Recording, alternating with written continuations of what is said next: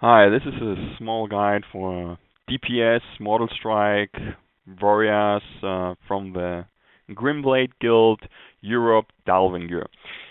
We're going to start off with talent trees. Talent trees got smaller now. Mortal Strike got some improvements. It's not quite finished because it's actually quite bugged, and it's more focused on PvP than PvE actually. It's actually pretty simple. With maximum damage, you can't really go that wrong. I'm going to talk about that. First of all, standard heroic strike, cleave, victory rush, slam, increased damage, then improved self heal and healing received. This is a double, double stun and additional stun with charge. Then you have your second wind, nothing changed that. Tactical mastery, deep wounds, pretty self-explanatory. Impale, of course, increases damage, mold strike, slime, overpower. I picked Drums of War because when I get to 85 and I'm able to go down further these trees, I'm probably going to take Piercing Hole. And you can increase the range of Piercing Hole up to 15 yards, and you can, with this talent, you can make interrupts that are now possible in battle stance.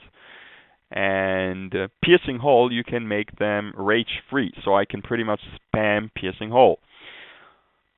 Improved Hamstring has a CD now, cooldown, so once you reapply Hamstring, it procs and immobilizes your target. So it's easier to control now. You can really determine when do you want a person to stop moving around, and probably use Piercing Hole more than Hamstring to slow down your target. We have Sweeping Strikes. Cooldown is 1 minute now. It has infinite charges and it lasts 10 seconds. So it's great to use with Blade Storm or with Retaliation. We have Taste for Blood. Nothing changed there. It's just, overpower. Buff, 60% crit. Slam. You increase slam with the damage and cast time. You can actually move now, casting slam. Slam isn't that important anymore. It's still a filler, but there's greater abilities to actually use with slam. Deadly Calm is a rage generation cooldown. And nothing costs rage, and you generate rage. Blood Frenzy, nothing new there, except you can generate additional rage. Rage becomes quite important because actually you produce quite less now. We have Juggernaut, charge increase rate for Mortal Strike and Slam. Throwdown is a new ability for PvP mostly. It's a stun, 45 seconds cooldown. We got Lambs to the Slaughter. Increased damage on Mortal Strike. Well, no, after Mortal Strike, you deal more damage on Execute, Overpower, and Mortal Strike. Wrecking Crew is your Enrage. Nothing changed there. Blade Storm, nothing new there. Sudden Death has a change. It resets the cooldown on Colossus Smash, and you keep 10 rage after Execute. Execute is a finisher again, and it's quite good. It makes a lot of damage. So once you get to 20%, you're going to be using Execute.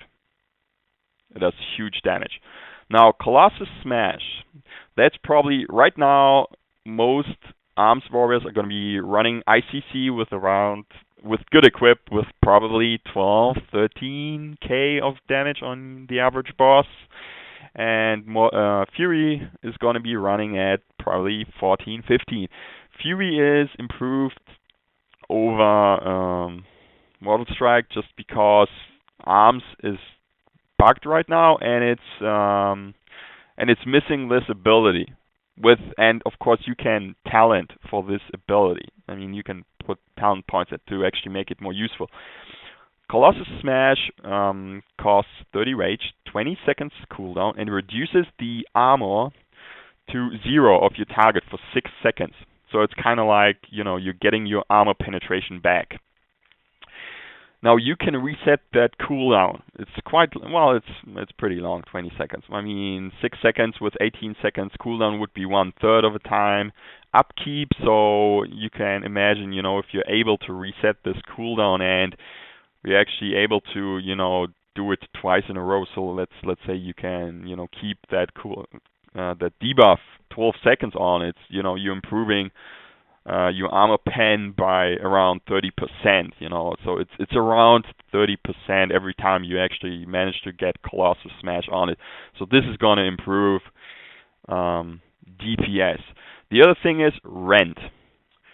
Causes your target to bleed. You do not need to rend again as long as the target is bleeding. Not working right now. You can imagine you can activate abilities like Blood Fury to increase attack power, use buffs, and then use rend for the first time, and then use deep wounds to keep the bleeding going on, so you don't have to rend again. This is not working right now.